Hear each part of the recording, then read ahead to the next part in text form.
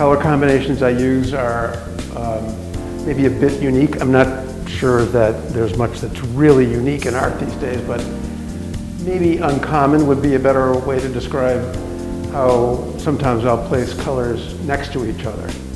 For example, this shade of yellow with that turquoise. I don't know, I like it. Maybe it has a tropical kind of look to it.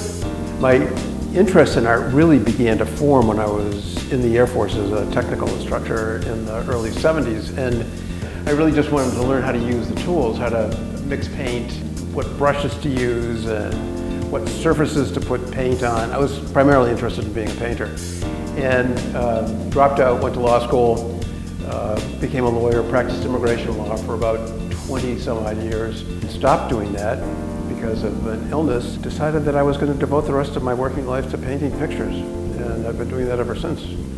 When I was working on it, I was imagining my own mind and how it works. This represents a person's soul to me, their inner spirit and self.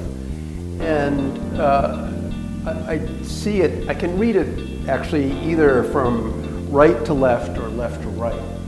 And when I read it from the left, I see energy that's kind of dispersed, that then moves to the right and kind of coalesces in a whole.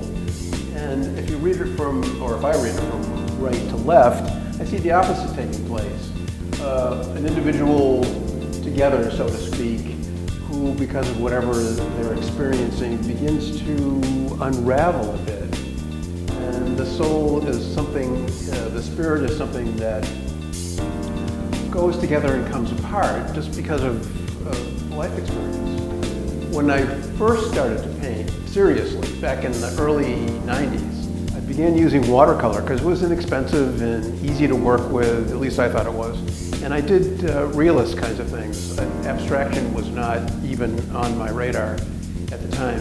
And the more I painted, the more I noticed that you could take a real scene and paint abstractly to represent it. Working with the paint showed me where abstractions were possible, even in painting things like boats and skies and people. I gradually moved away from realism and into abstraction, finding it very satisfying, and also being kind of a curious person. It struck me as a way to explore beyond creating art that was representative, primarily because representation constrains what you can do with materials. I developed watercolor paintings, and then I moved to oil paintings, and eventually to work with acrylic painting, and discovered this thing called Yepo, which is a plastic sheet, probably about 3 years ago, after I attended an art seminar that was given by a really well-known, a practicing professional artist. I found that it was a lot different than working on canvas because